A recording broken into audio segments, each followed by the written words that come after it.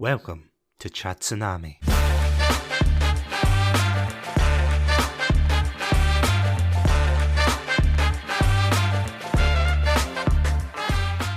Hello, ho, ho, everybody, and welcome to a very special episode of Satsunami. I'm Satsunami, and joining me for this very, very festive and wonderful episode is my very good friend Adam. Adam, welcome back. Hello, hello. Good to be back. And you know what they say? Every time a bell rings, a sandwich gets another layer. Couldn't have said it better myself. Oh, how are you doing in this festive period? I'm doing good. We've had a lot of mist today. It's been rather misty, so trying not to lose myself out there. But apart from that, all good. Oh yeah, it is. It definitely is looking very Silent Hilly out there. Yeah, the ghost of my dead wife seems to be manifesting a lot. But apart from that, Yeah, there's a lot of Victorian ghosts out there. The usual. Victorians have got nothing better to do but haunt people through the mist. it's true. Well, either that or Pyramid Heads, but they sold out a long time ago. That and surprisingly a lot of Sean Beans. I was surprised when I was trying to do my shopping and I just heard Boromir, run by me in the crisp aisle. It's like, oh, I was going to make a funny joke, but I feel as if I should move on from that. Any more Sean Bean jokes to go through? I've got pages of material here. Nah, they would have died off long ago. Hey, nice. As you can see, I'm very sharp on this Sean Bean. Right, okay, this isn't about Sean Bean, this episode. One day we'll get round to him. But yeah, today we are going to be talking about for once we're going to be talking about a very good film. That of course being It's a Wonderful Life, which, where do we begin with this? Because last year, you and I did a top 5 Christmas films list, and this ranked number 1, rightfully so. Indeed, rightfully so, where it belongs. And I've got to ask, before we jump in and we start talking about how amazing this film is, which it feels weird because I don't feel as grinchy, because when, it's like when I talk about Jingle All the Way, my heart kind of shrivels and everything. You're like, oh, that capitalism commentary. As soon as this film comes into the light, everybody's heart grows like 3 times the size. Maybe you should see a doctor. I don't know. But the main thing is, we're all filled with that Christmas cheer. Before we start, when was the first time you actually saw this film? Because don't get me wrong, this film was released in 1946, which, I mean, we're old, but we're not that old. It's old even for us. Yeah, even for us. This is the black and white ages. Yeah, long before we decided to critique films and games, etc. But yeah, when was the first time you saw this film? So I didn't see this film as a kid, which I know a lot of people, this is their first kind of interaction with this film was in childhood. I don't ever recall seeing it when I was young. I can't remember exactly how old I was. I guess I was either in my late teens or early 20s. I think when I first watched this film, I went through a phase for a while, like I said, in my early 20s, late teens, where I was like trying to watch like as many classic films as I could. Like obviously this is one of the most cited films on these kind of like, top 100 lists of films.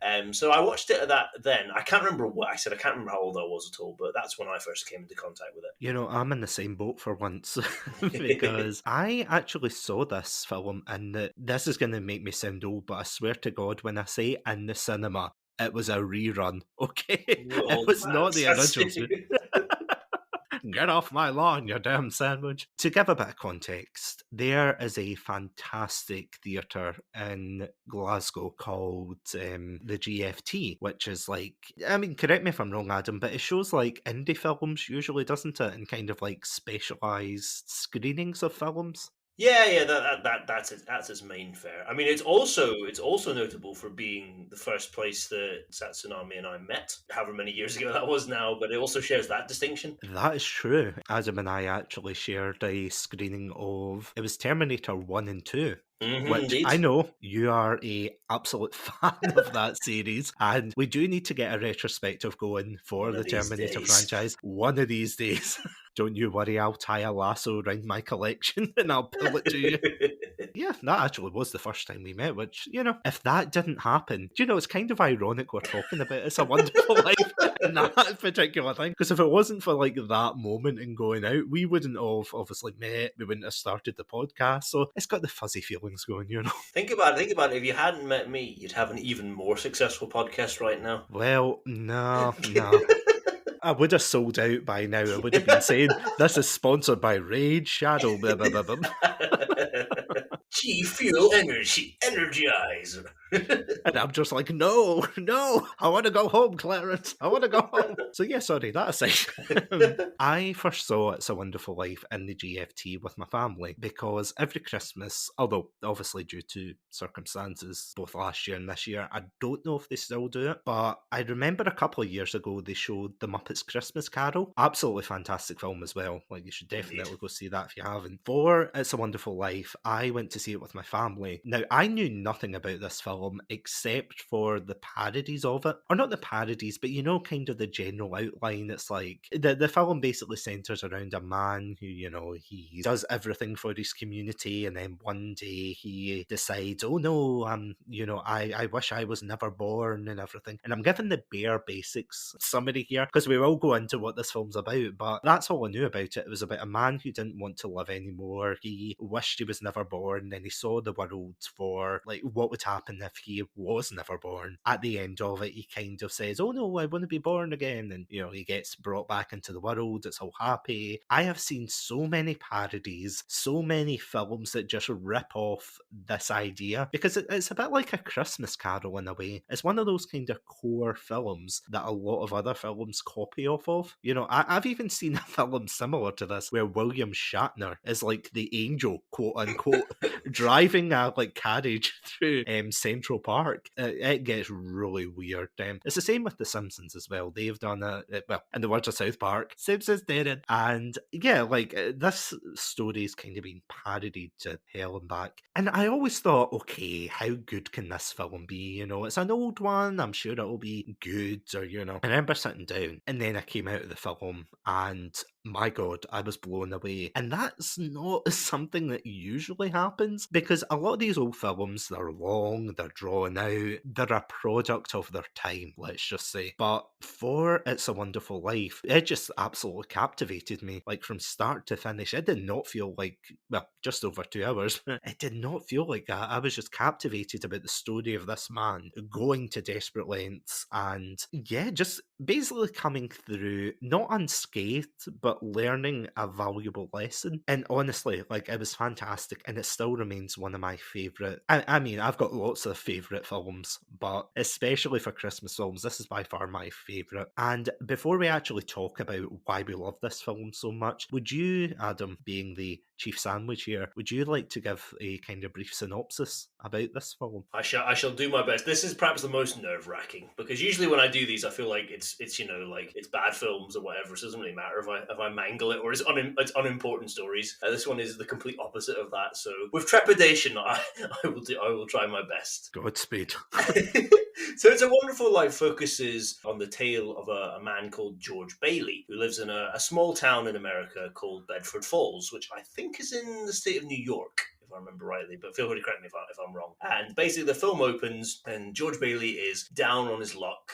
He's hit rock bottom and he is contemplating committing suicide. Basically, we then ascend to the heavens, where we we learn a little bit about heaven's bureaucracy, and it is decided that heaven's going to send an angel down to earth to try and prevent George Bailey from taking his own life. And this angel Clarence comes down, and basically Clarence sets out to show, kind of almost akin in a way to A Christmas Carol. Clarence sets out to show George Bailey what life in Bedford Falls would be like, and what life would be like for those around him, his family and his friends, if he had never been born. And so that's kind of the premise of the story. And we learn a lot about George Bailey's like backstory, his life, his upbringing, the kind of trials, tribulations he's gone through, his family, his friends, the town itself. And it all kind of culminates in this kind of uplifting tale about, what each life is kind of worth, and the intrinsic value of life. And it ends with that kind of famous saying of, no man is a failure who has friends, which I hope to God I got that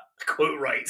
I have a horrible feeling now I've mangled it, but did I get it right? Yeah, I'm sure it is. Yeah, no man who is. What is it? No man who is. No man is a failure who has friends. God, this is now where I panicked myself. Let's just say I got it right. Yeah, top marks. Yeah. If not, I'll like get a text to speech thing just to go over and be like, I'll just cut like the. Oh no, they don't speak that bit. Never mind. Because I was actually surprised. I thought it is a quote from the film, but no one actually says it. It's in the book at the end. Is it Mark Twain, I think? Oh, is that where it's from? No, it's like that's what Clarence writes in it. He writes like in the book of Mark Twain. But we are skipping ahead of ourselves here. So yeah, without any further ado, let's just jump right into it. And yeah, as always, before we do, here are some festive messages. Welcome to Satsunami, a variety podcast that talks about topics from gaming and films to streaming and general interests. Previously on Chatsunami, we discussed Game of the Decade, Deadly Premonition, the romantic thriller Birdemic, and listen to us get all sappy as we discuss our top 5 Christmas films. If that sounds like your cup of tea, then you can find us on Anchor, Spotify, YouTube, and all good podcast apps. As always, stay safe, stay awesome, and most importantly, stay hydrated. We are Beer and Chill Podcast. Podcast where we review TV shows, games, movies, and whatever else takes our fancy. So what are you waiting for? If you're a cool kid like us, you're gonna listen to the Beer and Chill Podcast. You can get it anywhere from Spotify all the way to your grandmother's radio. My name is Jan. And I'm Craigie C. And we are Beer and Chill.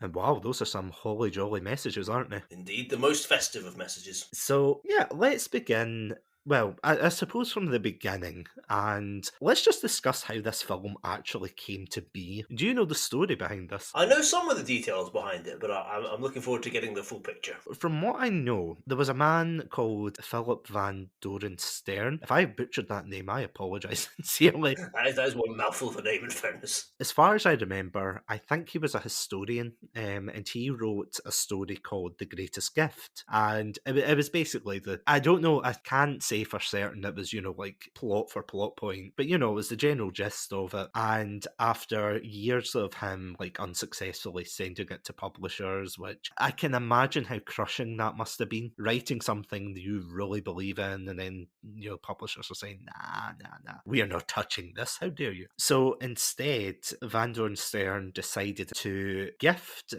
this is actually really strange and fascinating. Instead of trying again and again, which he did, he decided to put his story on a Christmas card, to which he sent it to his closest friends during the holidays on a Christmas card. And I honestly thought that was like the strangest but quite nice ways that somehow through a Christmas miracle, I mean it is literally a Christmas miracle, because one of his copies actually reached I suppose the postbox of David Hempstead, who was a producer at RKO Pictures. He read it, he loved it, and according to my source, now I could be wrong, but according to my source, he purchased the movie rights for $10,000, which must have been a hell of a lot back then. Yeah, a tidy something. Mm-hmm. Yeah, so for $10,000, my God. Imagine all the Christmas cards you could buy for them. I'm gonna be rich.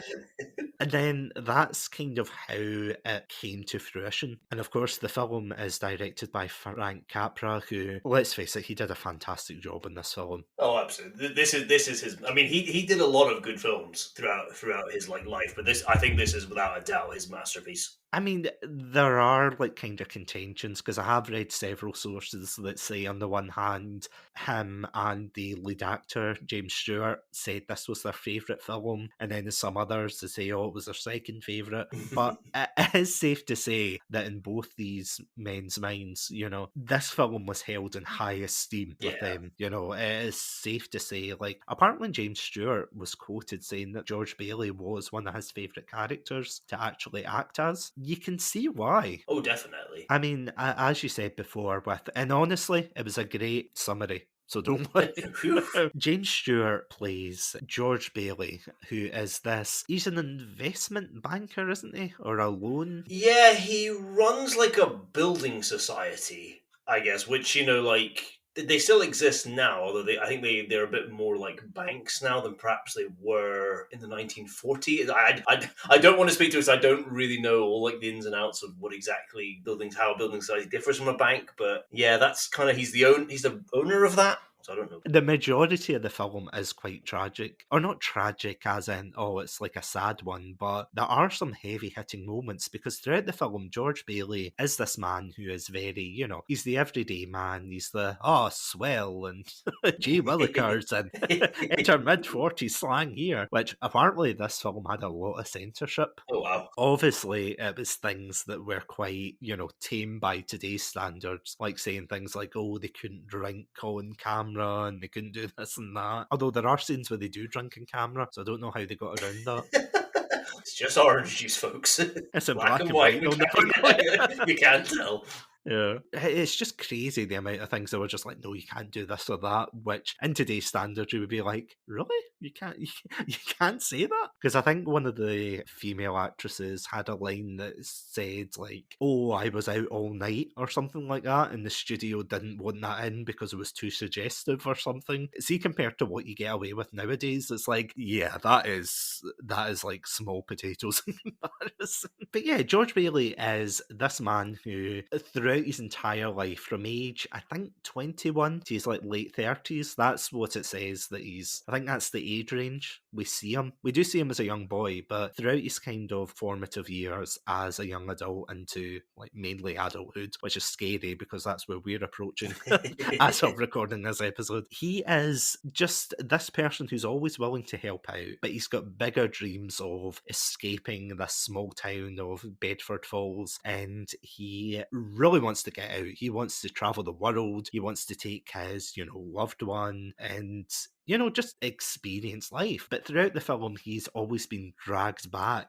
because of like either family deaths or because of certain Mr. Potters interfering in the town. And he's always putting himself first. And he gets to like a point that he just breaks, doesn't he? Yeah, I mean, that's kind of like where we chronologically, like in the film, we kind of meet him at that point, where he is basically a broken man who's hit rock bottom. Would you say that he is a very relatable character? I definitely think so, because like this is kind of the story of growing up. As you say, we do basically see George Bailey through his whole entire life. As much as perhaps we can't relate to every single thing that happens to him, I think there's a lot that we can relate to, especially that idea of having dreams when you're young, of the things that you want to do and things you want to accomplish and what you want to become. And then, a lot of the time life intervenes and forces you to change that. It forces you to go down different roads and perhaps ones that you thought you were going to go down or you wanted to go down. So in that respect, I think he's an incredibly relatable character. No, I totally agree though. I do think that he definitely represents, or rather he does a great job of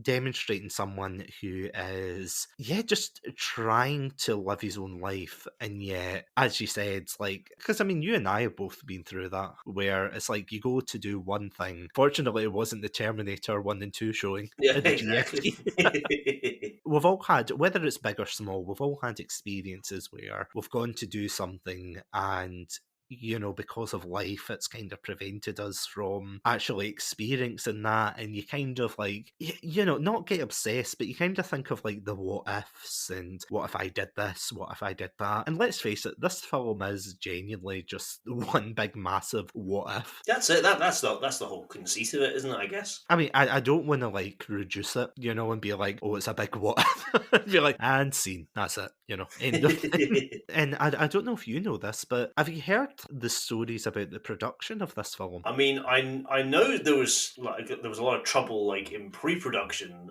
particularly because by all accounts, the director Frank Capra was not the easiest man to work with. I know he had a lot of conflicts with the scriptwriters. I think there was quite a large turnover of the writing team before it. I mean, as well, I understand that the set of Bedford Falls, so the town where the film is set, that was one of the largest film sets to ever be created. at the time. And I understand that like the special effects department for this film kind of invented a new form of fake snow to like add kind of an extra layer of authenticity. It was like a kind of chemical solution they invented. While apparently the usual format before them was to like take cornflakes and paint them white. I guess you get that crunch. I guess when you stand on it, if I had to guess. But so there seems interesting things. I was actually really surprised about the snow thing, but I think actually what took me by surprise more was the fact that it was all a set. Like I know that sounds stupid considering it's a film, but I didn't know what to expect. But I didn't expect the whole like Bedford Falls was a set, if you know what I mean. And I know that sounds silly to say because I know the high school that they rehearse, or not rehearsing, but the high school that they dance in actually is like a real life high school, which still has that swimming pool, which I think, my God, like that's fancier than our high schools. That's rather my high school. I don't know if yours had like a extendable swimming pool. It wasn't extendable, but I remember like we got stories years ago. They told us that when our school was built, we had a choice between a swimming pool or a theatre. Yes, spoilers, they did not choose the swimming pool. Well, at least unless it was like hidden under a stage or something. I don't know, maybe. A retractable theatre. Yeah, as if you don't like It's a Wonderful Life, it just like extends and then that's It's like a Bond villain trap or something. Ah, Mr. Satsu, welcome. Yeah, like the amount of like care and attention put to this film, and I do agree with what you're saying. Like the writing staff, yeah, I've read that as well. It was not easy working with them. I think they said he was quite condescending, and again, I can't vouch for anybody in this film because as we've like pointed out, we were not born, nor were we part of the making of this. Going back to like the production, the acting in this is absolutely phenomenal. Oh yeah, like it's completely on point. Like the cast, I think, is basically perfect. I can't think of. I mean, if you think there's anybody, please say. But I can't think of anybody who stands out as being like bad or like relatively poor. I think everybody, like even the kind of minor characters, actually like play their parts well, and it all comes together, and it feels like, I think that's the thing, it feels like a real community, and it feels like a real kind of town, and that also goes to the set. Like, I think that's one reason, like, I totally agree with you, like, that it's so impressive that they've actually built this whole, like, set. If you look at, like, apparently, like, the film company, like, borrowed heavily to finance this, and you can see why, and unfortunately, it led to their demise not long afterwards, as this film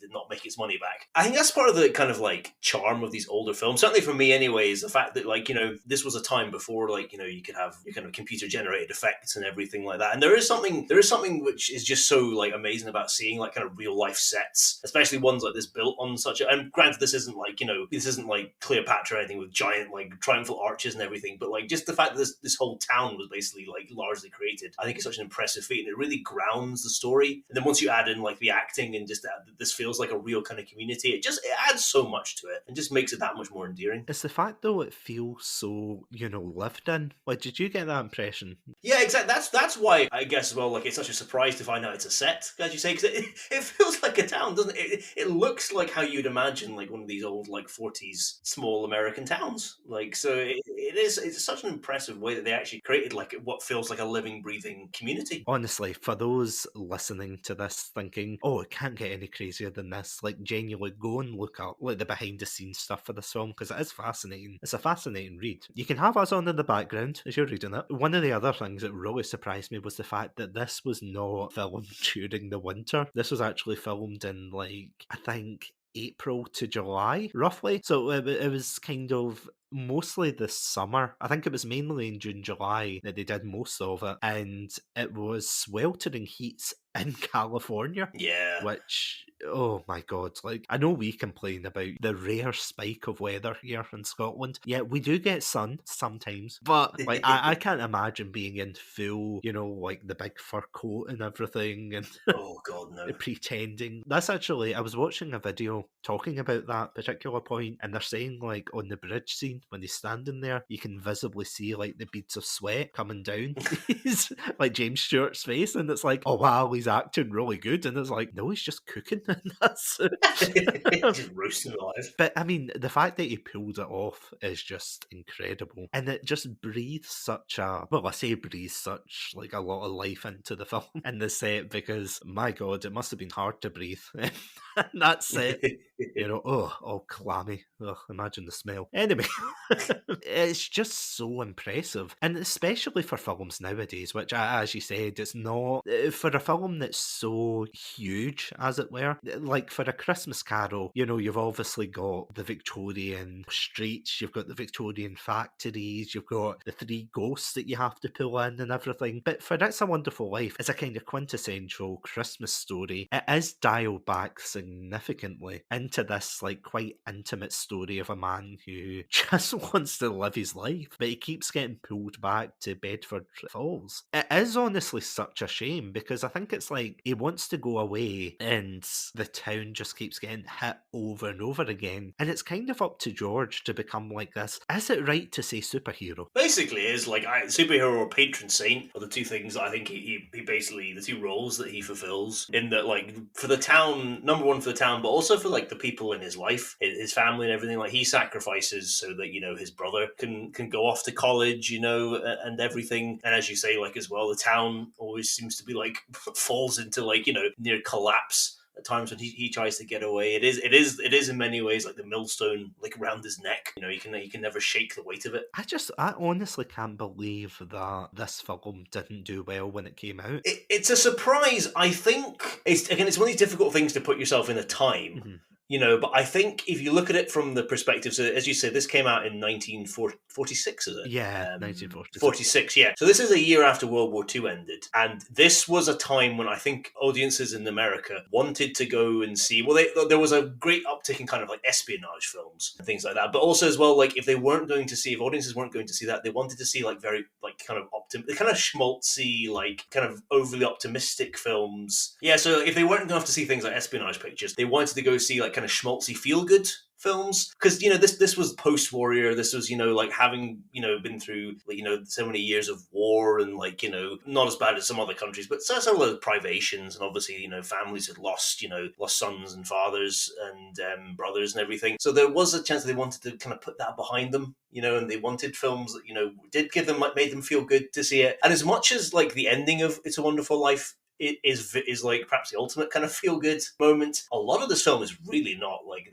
this film, like we talked last time about it's a Jingle All the Way having a very dark core to it. It's a Wonderful Life has an incredibly dark core to it as well. I mean, the whole premise is a man who wants to end his life. As much as George Bailey is like the savior of the town and everything, and like just an all round good guy, like there are moments as well where he turns into like a very unpleasant like person. Where he absolutely snaps at his family and his very young kids, and he's yelling and like he's absolutely terrifying them and everything. He's not always a positive figure. But I think that's also, again, another thing that makes him relatable, because nobody's 100% like perfect all the time. We do have moments where we fly off the handle and we snap, we get angry. That's one part of the reason that makes him such a relatable character, is that he is a real human being. But I think it was just that sort of it just didn't strike a chord. It didn't strike a chord with audiences at the time. And again, it feels weird to say that now because it's become so ingrained, into our culture, into our consciousness and everything. But I think it's just wrong place, wrong time when it was first released. Because that is the thing, though, isn't it? It's like, see, when you think about this film, you never really think about all the things that happen in between, do you? It's like when you think about this film, you think about the happy ending. You think every time a bell rings, an angel gets his wings. Yeah. You think of them all singing around the thing, and obviously that is like one of the main, or the final kind of image you're left with. But I see what you mean. It does seem like one of those films that definitely, again, like I can't really paraphrase because what you said was perfect. Wrong place, wrong time, which is a shame because I would say it was criminally underrated, but I think it's kind of like risen up again. Oh, without a doubt. It's not like one of those films that, it's a cult classic. It's not Jingle All the Way, or like The Grinch or something where it's like, it's just a silly comedy. It's a cult classic, as it were. This is like beloved by millions, and dare I say, maybe billions? I don't know. But that's the weird thing as well, because although it is a very American-centric story, it's about this jock guy who's, he's trying to get his like high school sweetheart, and he's gonna take her all over the world, and they're gonna have a milkshake and everything. And there's a very like tender moment as well when it's like, and this is one we've been kind of joking about, but it's like when he grabs her and he's asking her what she wants, house, and he's basically saying that he'll give everything to her by saying, like, I'll throw a lasso around the moon and I'll pull it down. And it shows that he is like a very caring man. It's not like he's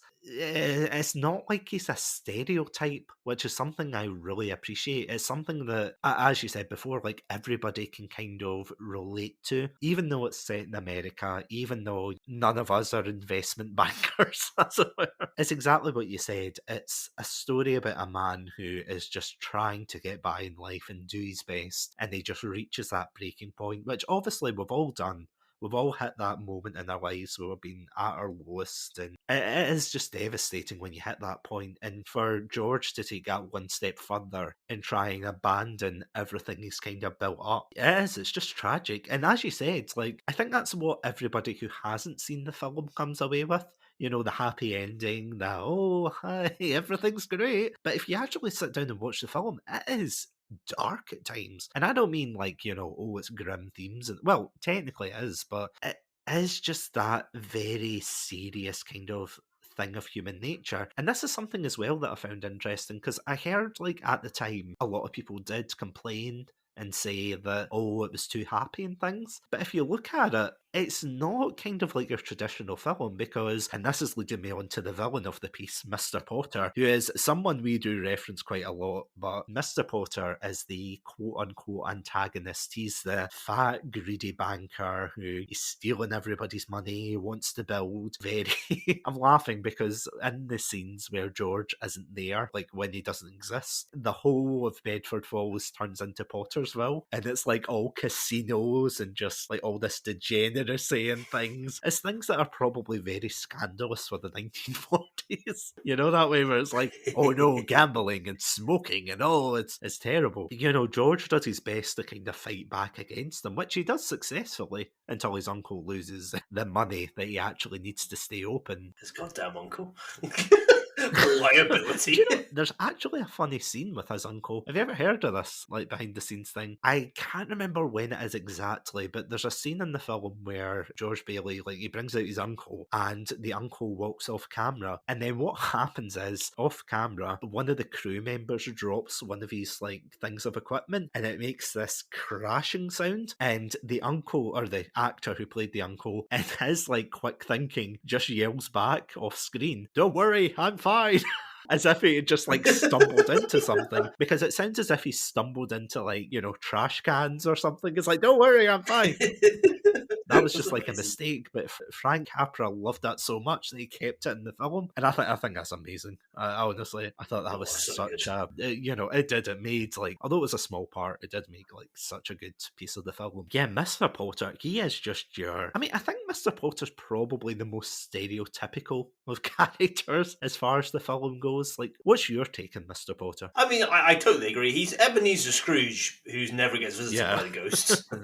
That's what he is, basically. And yeah, like he is a very one-dimensional character. You know, it kind of feels like that sort of like classic like big business, like, you know, versus like, you know, the small kind of man. You know, like the small man with his small business. Trying to eke it out, and his big business basically trying to crush them and take over, which in itself is kind of a, you know, kind of a metaphor for American economy at the time. You know, is this, you know, big business continues to grow. So he is a very one-dimensional character. I think what's maybe most fascinating about Mr. Potter in this film for me is that basically there's no comeuppance for him basically at all. I mean, throughout the film, like, there's nothing like, it's not like, he isn't like Ebenezer Scrooge. He doesn't like redeem himself, you know, he doesn't have a change of heart, you know, nothing bad happens to him, you know, like he doesn't like lose his business or anything like that, you know. So he basically just stays the same throughout. I mean, I suppose he's not able to take over George Bailey's like loans and savings society. Apart from that, like, I mean, nothing else happens. I mean, it's kind of that way that, again, makes the film that much more realistic, because, you know, like, a lot of life's quote-unquote villains don't really suffer any kind of comeuppance for what they do. And that's the kind of point I was going to make, because it is like, it's the standard formula for films, isn't it? It's like the hero is at his lowest point, he bounces back up, and then the villain gets his comeuppance. But you're right. Mr. Potter never does. And I feel as if like a lot of people who look at the positive ending and say, oh, it's just a happy, film. It's like, no, like, did you not just watch the rest of the film? Because it's a bit like, like The Godfather or more appropriately, A Christmas Carol, where people know like the cliff notes on it. Yeah, three ghosts, evil man turns good, saves Tiny Tim, who's a Tiny Tim, Horse's head in the bed. Exactly. Big turkey. Yep, again, that's very important. I'm beginning to think these cliff notes were written by a very hungry Satsu. But yeah, it's similar to that. It's like man doesn't want to live, gets shown his, life if he didn't live, changes his mind, gets happy ending.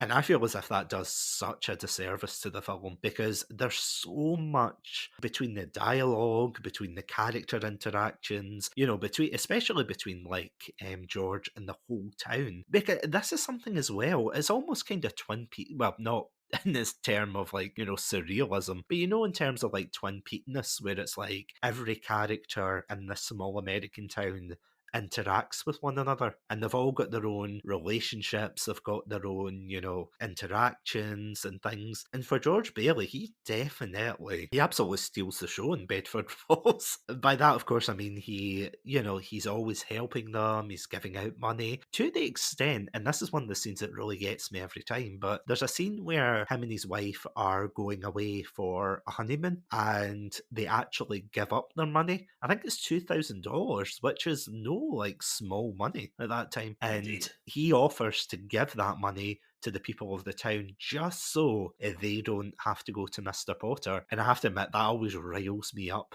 You know the guy I'm talking about, don't you? I know. Where he basically says to everyone, just take what you need. The first guy takes like, I can't even remember, but it's all his money. Yeah, it's all his money. It's like, are you sure you don't just want to take, what you need rather than all of your money? It's like, no, I'll take it all. And you're like, oh, you absolute rube. Yeah, apparently, fun fact about that scene as well, apparently, see the actress after that says 1750? You know the scene where he leans over and kisses her? So apparently there's two improvisations in that. Frank Capra told that actress to say 1750 instead of $17, which James Stewart didn't expect. And to kind of like respond to that, he like dove over the desk and kissed her on the cheek. And that wasn't scripted. Like, I think both of them were surprised. So he just, like, jumped over and he was like, oh, I could kiss you and everything. And, it's just, I can't do a good James Stewart impression. I do a good one in the shower. It's difficult to do. He's got a very distinctive voice, doesn't he? Yeah, without a doubt. But that's what I think is so great about the film as well, is all these little moments that flesh out characters as well. Because obviously you mentioned the one with his uncle and everything, but there's another one as well that I found out today, like right at the beginning of the film. So the film kind of starts with George Bailey like saying this prayer to the heavens, basically, and at the end of it, he actually breaks down and cries. Now that apparently the prayer was in the script and stuff, but like James Stewart's reaction after that was improvised. And actually, like I say, it was improvised. It was actually just what happened to him. He actually did just like break down and cry at the end of it. He said because he said he felt like the weight of those words and he could feel like the weight of of somebody in that situation, and so that was his reaction. But it just adds this extra layer of authenticity, to these characters, and really fleshes it out into the fact that you feel this is kind of like an actual living, breathing community, Bedford Falls. And I think maybe that's as well part of this film's charm nowadays, in that like this kind of small town, like I say quote unquote like American small town,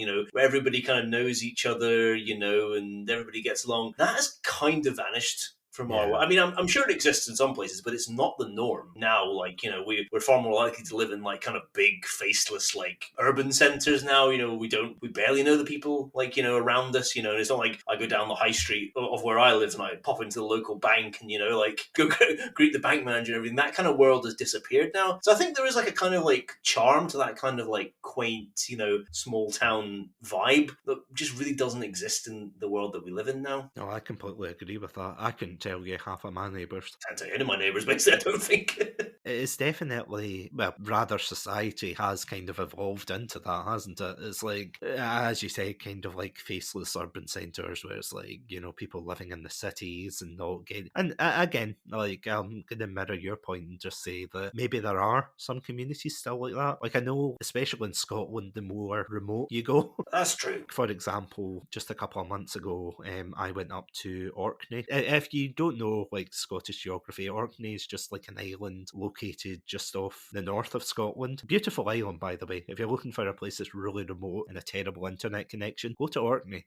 Bring a sat-nav as well. Trust me, you're going to need it. Yeah, it is a beautiful place. I remember we went to an island called Westray. Now, I don't want to, like, I doubt anybody from Westray is listening to this, but if they are, hello there. Nice to see Especially you. that terrible internet connection, apparently. Apparently, yeah. I'm just breaking up as I listen. But yeah, as we went there to visit the island, there's not a lot on it, I have to say. But then we came back, and a couple of days later, when we were on the main island of Orkney, we went into this shop where this woman actually made all of the tartan lampshade covers, like tartan phone covers, things like that. It is absolutely fantastic. It's in a town called Kirkwall. I keep saying to Adam that it's a city.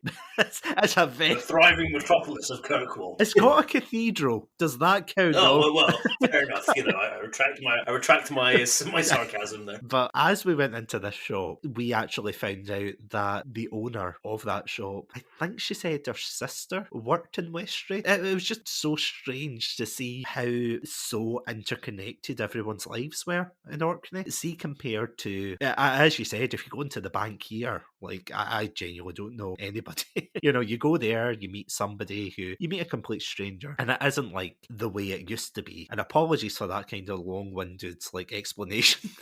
But I do agree, it's definitely a kind of, would you say it's like a bygone, not a bygone era, but a bygone time? It definitely is. I think era is appropriate as well. I mean, because in itself, like, when the film came out, this was also a thing that was disappearing. You know, America was like, Americans' urban centres were like growing exponentially during World War II and in the aftermath as well. You know, this in itself, like, this small town of Bedford Falls was like a remnant of the past as the film was being released, and even now now it's even more so, like, you know, something that we can only mostly kind of look back on. Doesn't exist now. Yep, no George Bailey's here, sadly. Not yet, anyway. Then again, like, maybe we haven't just found the right George Bailey to come along and... No shortage of Mr. Potters, though. Oh yes, there are... Mr. Potters are plentiful. I will admit, you make a very good point, Adam. Will we just dive into the meat of this film? I feel as if there's one particular segment of the film that we really need to dive into. So, as we said, most of the film focuses on the life of George Bailey as told by the angels. Yeah, like kind of angels who, like, whatever level of bureaucracy in heaven that, like, receives these prayer requests. We follow him, you know, as a young boy. He saves his brother, you know, he goes through high school, he falls in love, he has a family, he helps the town, and then that, of course, leads us to his lowest point, that, of course, being on the bridge and looking down at the icy water. I say icy water, but now I know it's like Californian water. Like, well, it can't have been that cold. Boiling hot water. Yeah, if you look closely, you can see it sizzling, you know. But yeah, this is where we are introduced to Clarence, who is the angel that's assigned to him. And he's quite a doty figure, isn't he? Oh, yeah, definitely. He feels like your kind of stereotypical, like, kind of old man in some ways, because you say a bit like doty, a bit doddering and stuff, and yeah. And he's, of course, trying to earn his wings, like, which George, of course, says, why haven't you got wings? He's like, oh, I'm just trying to earn them and things, which I get the feeling he's tried this before. It's not really worked. Well, he's quoted as having the intelligence of a rabbit, I think, is one of the lines that he used at the beginning of the when the kind of senior angels are discussing him to send him down. But there you go. You know, you gotta earn your stripes somehow, I guess, or earn your wings more properly. I don't know if that says, like, more about what they think of George or what they think of Clarence. Because they're like, oh yeah, just sing Clarence. I think that's what they say, do they not? They're like, just sing Clarence. Just it'll be fine. George was not their number one customer. Was that a Jingle All the Way? That was a Jingle All the Way reference. Of course it was. Ah, what a film. Anyway, listen to our last episode if you want to hear our opinions on that. But yeah, I think like one of the dickish moves, I have to say, and this is the only time I'll say that, is when they actually throw Clarence down to Earth, but they throw him into the river. They don't even like, is that right? They don't like plop him next to George, or do they? No, I think is it Clarence's decision? Is it not Clarence like does Oh, this it as like might a be, desperation because he knows that this will trigger like the good nature of George Bailey will like forget what he's about to do and he's like, oh, I need to save that person. I might be wrong because but I think that's why I think he chooses to do it like as a kind of desperate it's like Clarence is 0 to 60 like I know there's no build up in between he's just straight there. I have to admit, I do love that about his character. The fact that, and again, going back to George, the fact that even though he's at his lowest point and he's willing just to throw himself off that bridge, he actually dives off to save Clarence. And although he's obviously peeved about having to do that, it just shows his kind of like automatic instinct isn't just to say, well, okay, I'll jump in as well, we'll do it together. He like actively tries to save this man he's never met, has no idea who Clarence is, of course, until he reveals he's an angel. One of my favourite lines, and that is when he says, oh yeah, trust heaven to give me an angel like you, or something like that. And it's like, yeah, poor Clarence. And he does pull through and he gets his wings. But this, of course, leads to the very iconic segment of when he says, oh, I don't want to live anymore, I wish I was never born. And this, for me, personally, and I'm wondering how you feel about this, for me, it's the most powerful moment of the film. Like, would you agree with that? Oh, without a doubt. I mean, because it's that way of like what this film I think is great at showing is that like everybody's life has a purpose. Perhaps it's that the purpose is not like what you thought it was going to be, and it kind of shows us that like you need to make the best of what we can make the best of what we have and to be thankful that those kind of things that we often take for granted. So without a doubt, this is by far the most powerful, scene. It's it's such a relatable like state of mind to be in, I think, because maybe you've not been that that desperate in your life, and hopefully people haven't been that desperate in their life. I think everybody has had moments where you question yourself and you question your worth, and like what you're doing and everything, and like what you're adding to the world in many ways. And the film really touches that kind of nerve that and I think that's why again this is a film that remains like so popular and so like so beloved, because it speaks to these issues that we all at some point will go through. We probably have, if we've not been through it. Well, you might have been through it already, or you will probably likely go through it maybe several times in your life. So it really does speak to that kind of that human condition. As you said, it is such like a relatable issue. Like, even though you might not have been, like gotten to that stage of desperation of thinking, yeah, would the world have been better if I wasn't here and so forth. I mean, I have to admit, like, obviously not to that extent, but for some things I've done, I know for me personally, I've thought like, for example, like either if I've been creating something or if I've been like on a course or something in work or something, that way where it's something that in the grand scheme of things seems quite minimal, but when the pressure's all put in one person, you kind of think, oh, what happens? Like as I was saying, like at the beginning of this episode, it's like that huge question of what if? Like, what if I had done this? What if I wasn't part of like this person's life? What if I was this or that? Like lots of things that are completely out of our control, but it's all of this kind of mounting up into, that way, it's like mounting up into just this one single breaking point. And it gets like, I wouldn't say unmanageable. Well, yeah, no, probably. Would you say that's right? Like unmanageable? Oh, certainly I think for George Bailey it feels that way, doesn't it? It feels that way that he can't handle and he can't manage events that are happening to him, and that's why he gets into such a desperate state. And of course he gets his wish granted to him, or I say wish, not really, more of a nightmare, where he wishes he didn't exist, which causes like this huge butterfly effect where, because he didn't exist, he didn't save his brother from drowning in a lake, and because of that, during the Second World War, his brother wasn't there to save the people in his platoon and everything, and because of that, like a young boy died because the pharmacist he used to work for gave out poison instead of the right medicine and things like that. It's all these like small moments, and this is something I adore about this film. It's all of these small moments that in daily life maybe you might think they're there's no, significance of this action. You might pass by someone and do something like nice for them, or, you might wave to them and say hello. And it might be something so insignificant that, you don't really realise how much of an impact you've made. And I mean, obviously in this case, it's a bit grander. It's like him literally saving lives almost at the beginning. As I said, like a superhero. Because of that, of course, he never meets his wife, Mary. He never has his children. I think that's devastating, that scene. The one where he goes into the house, and before he, like, has his mental breakdown, he, like, goes into his house and his children are playing, and I think, is it Zuzu, who's the one who's quite ill? She gives him some flower petals that she found, and he had them in his pocket, but because he doesn't exist in that world, neither does Zuzu, so he doesn't have the petals anymore, and it's just devastating. It's that kind of domino effect of, because of this man not existing, Bedford Falls becomes Pottersville, which is what we were kind of talking about earlier. It is just like a hive of degeneracy. Yeah, basically, I think that's what is maybe so fascinating about, like, this bit, is that, like, without the character of George Bailey, everybody seems to kind of give in to, like, the more negative,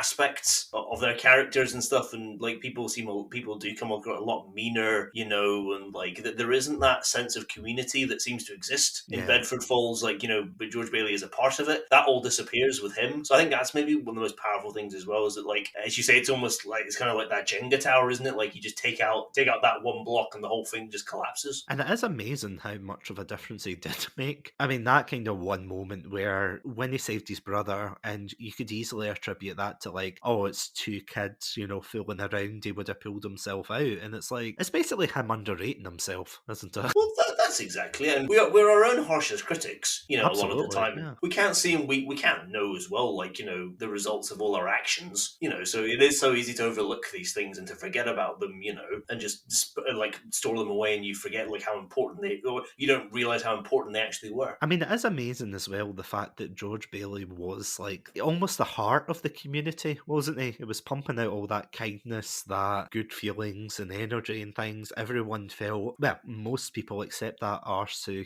took all his money instead of what he needed.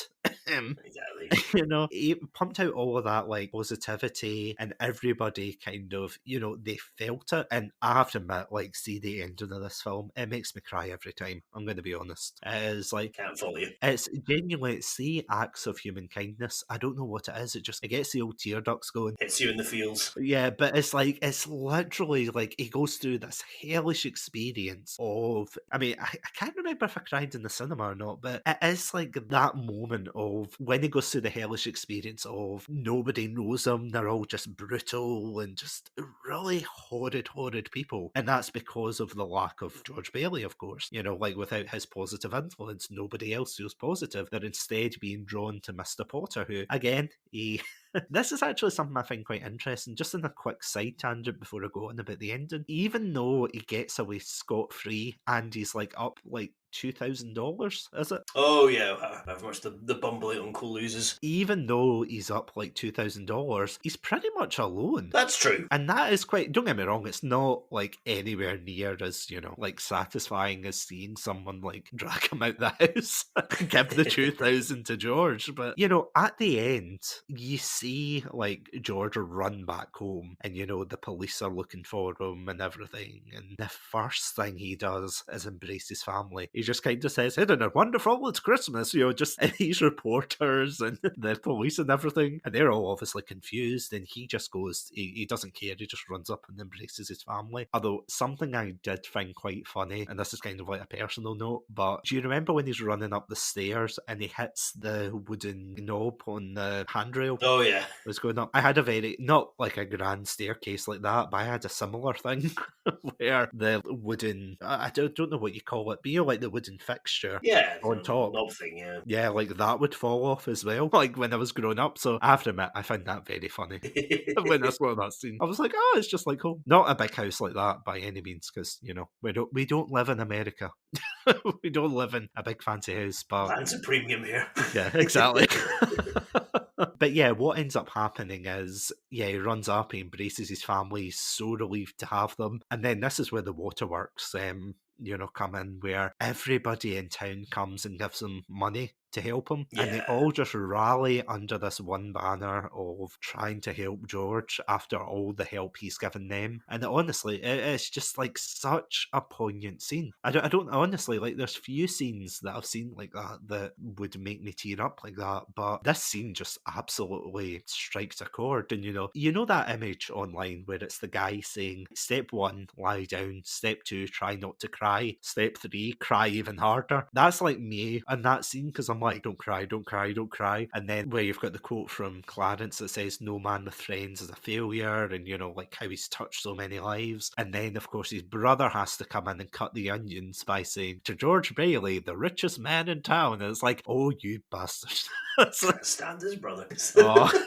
No, it's like, how dare you make me sob. But I'm quite curious, what was your initial impression of the ending when you first saw it? Do you remember? I can't really, I have to admit. Again, I have a feeling this is one of these films that like I grew to appreciate so much more in repeated viewings. I watched it by myself when I first saw it.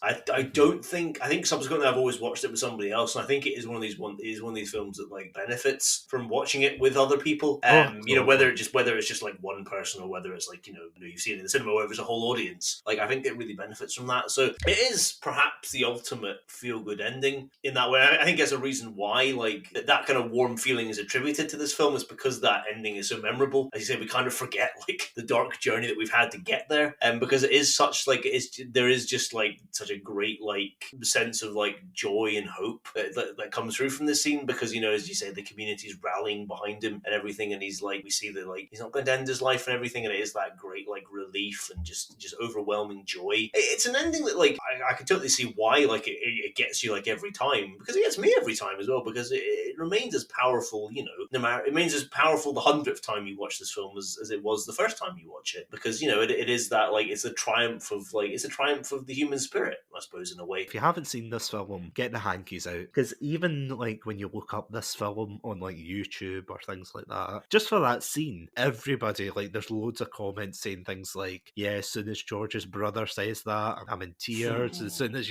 Clarence gets his wings, because that's another iconic line where I think it's Zuzu, but I could be wrong, but it's like one of the children in James Stewart's Arms where she hears a bell going off and she says, look, Dad, every time a bell rings, an angel gets his wings. That's something I did find quite interesting. Like, when we are introduced to Clarence and George, talking with one another, every time Clarence hears a bell, he says the exact same line. Every time a bell rings, an angel gets his wings. And George is very dismissive of this notion. And I find that quite interesting, because see, just before that, like the entire like film before that, he is kind of portrayed as a very positive, upbeat, kind of figure. And it could have been very easy for them just to go into that stereotype territory and be like, well, gee willikers, mister, and all of this. But no, like, as soon as that hits, he almost becomes like a different man. Yeah. Lately, like devoid of any joy, of any hope or anything. And yeah, no, by the end of it, obviously, he's like, woo, bells. And it's kind of hard not to think of this film without the iconic ending, because even, as I said before, shows like The Simpsons have parodied this to like absolute hell and back. But there's actually one particular scene I was really surprised at, where it's, Mary, George's wife, in this, who, she does that weird thing where it's like she clasps her hands together. Oh, yeah. And does the kind of, like, wow, it's a miracle. The Simpsons did a similar thing where, for those of you Simpsons fans listening, there's an episode where Ned Flanders opens a left-handed shop called the Leftorium, and it's a very similar situation where, because of some like kind of bad financial choices, the business goes under, and at the end, spoilers, Homer like ends up saving him by telling everybody in town that he's in trouble, and because he's made such a positive impact in that community, no relation at all, but because he's made such an impact in that community, everyone comes to help him out. And there's a scene like where Maud Flanders clasps her hands together and does exactly, it's almost like frame by frame, the same pose as Mary does in that film. And I always remember watching that thinking, okay, I know what it's from, but like, why does she act so, you watch the actual film, you're like, okay.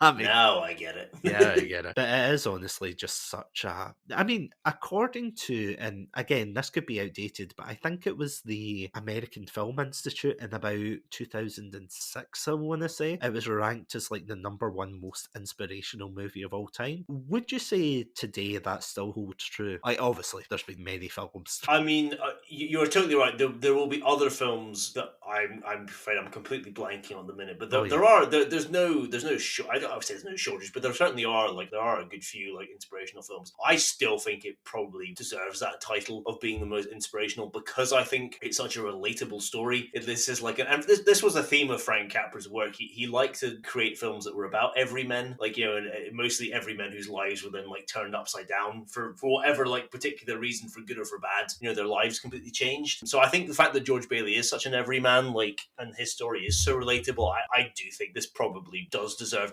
its title as the most inspirational. And that's not trying to throw shade at any other, because I know there are other probably good examples out there. But for me, certainly, I think just because it is such a relatable film. I mean, like Jingle All the Way. Oh, I mean, well, that's true. That's true. That's inspirational in a completely different way.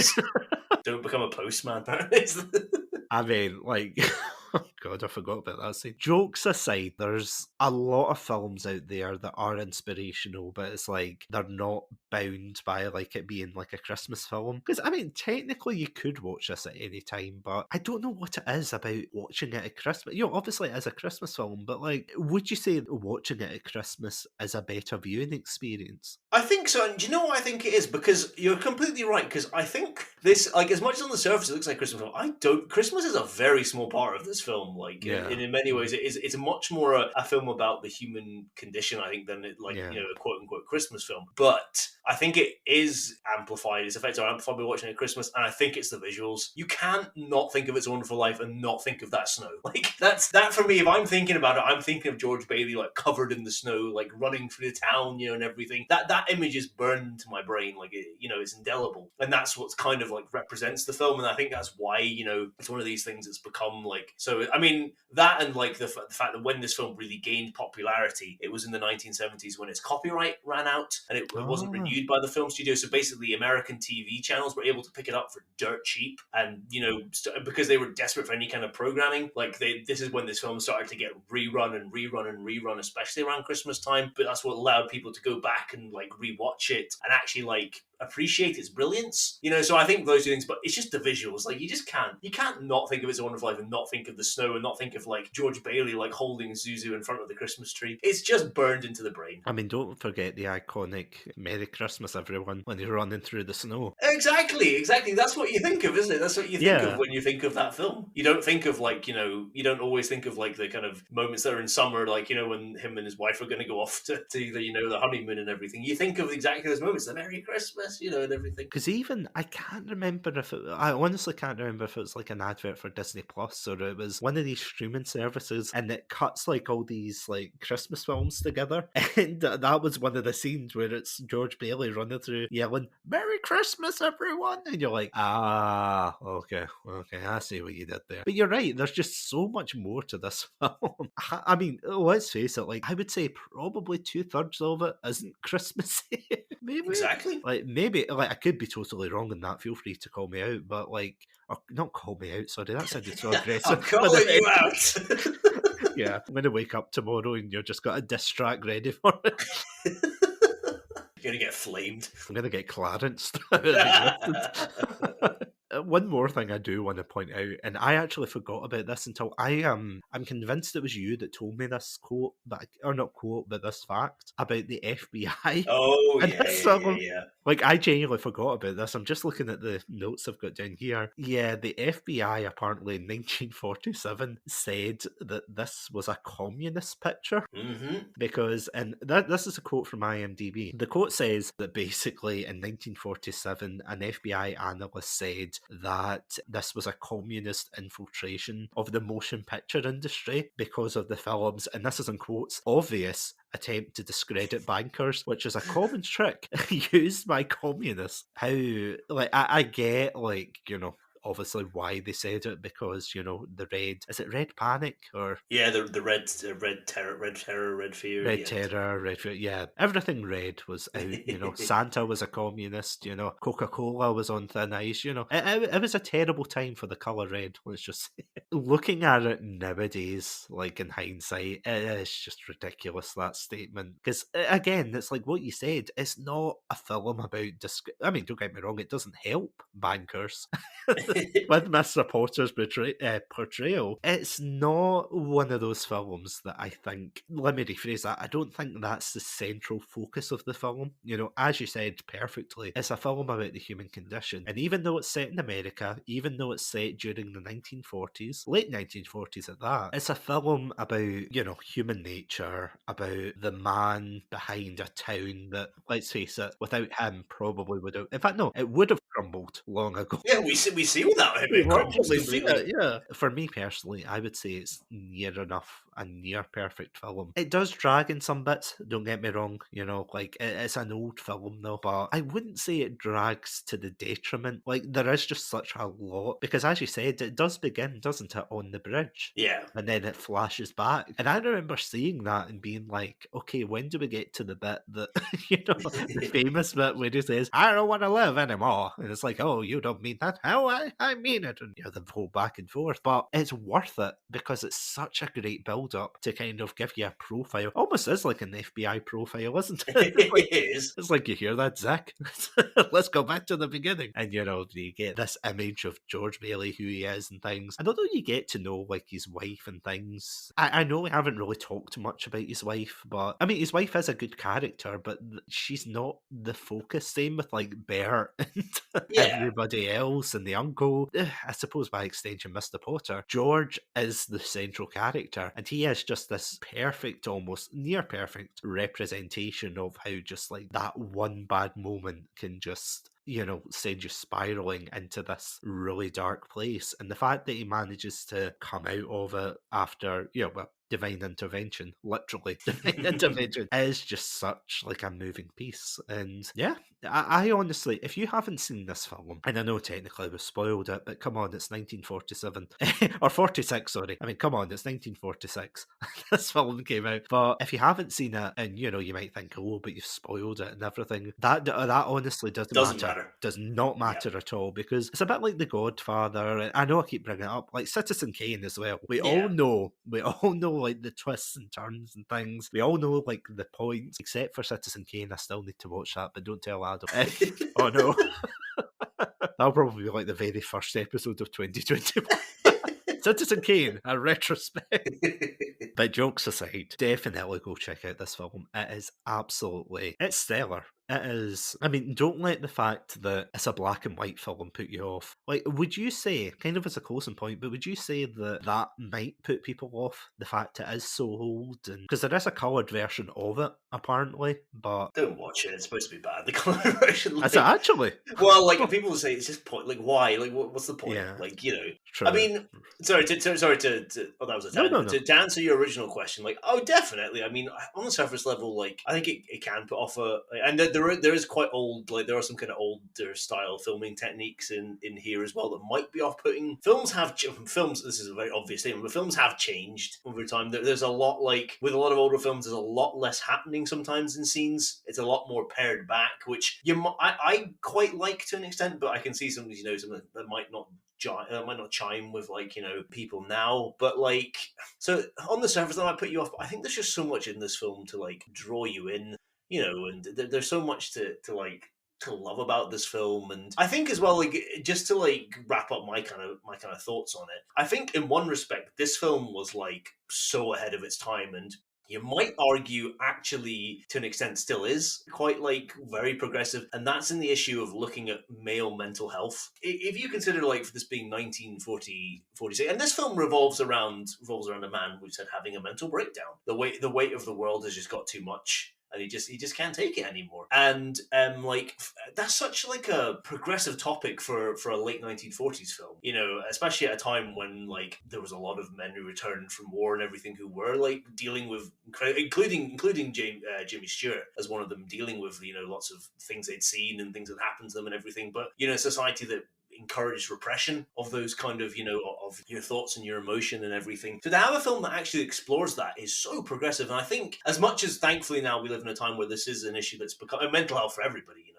is becoming a much more open subject and, much more like getting the attention that it deserves. But particularly against over male mental health is a subject that can still, unfortunately, has some stigma still attached to it. And perhaps, is something that we could do talking about more. Like this film, I think, is a shining beacon of, beginning to explore that theme. And so I think it's incredibly important for that. And just as well, like kind of bridging onto that, like just remembering what a talent James Stewart was, like, and how he is without a doubt one of like the finest actors has ever been. Like this, like as with the director Frank Capra, I think this without a doubt is James Stewart's masterpiece. And he's done many other great films and many other great roles, but like this one I think stands head and shoulders above it, and it's just such a complete performance. And I think we'd have to be ranked as one of the greatest like film roles I think of all time. Like it's in that hallowed list because it's such a perfect portrayal, and James Stewart brings such life to George Bailey, and it's clearly a character that's infused by his own experiences and his own feelings and emotions and everything, and it just adds so much to it. And it's one of the many reasons why this film is so beloved, still by so many people, and it remains so relatable. So as much as perhaps it being a black and white film and it being from the 1940s might be off-putting to you, like just trust me, like you'll forget that. You will forget that, and you'll just be captivated by this story of an everyman, with the weight of the world on his shoulders, who feels down and out, but finds the will to go on, and realizes, realizes that what's around him, and begins to appreciate all those little things that he's been overlooking for so long. And it's just a phenomenal story, and it's just one that you'll be able to relate to some part of it.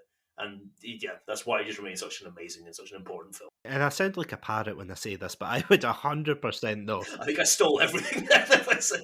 Pretty much, so let's wrap up. No, I totally agree with that. It is definitely one of those films that is, as you said, far ahead of its time in terms of like talking about mental health, because I mean, you and I, of course, being historian buffs, is that the right term, would you say? We'll say it now, historian buffs. Historian, I know it's history buffs, but historian I like buffs historian buffs better. Like we're knowledgeable about historians, not actually history.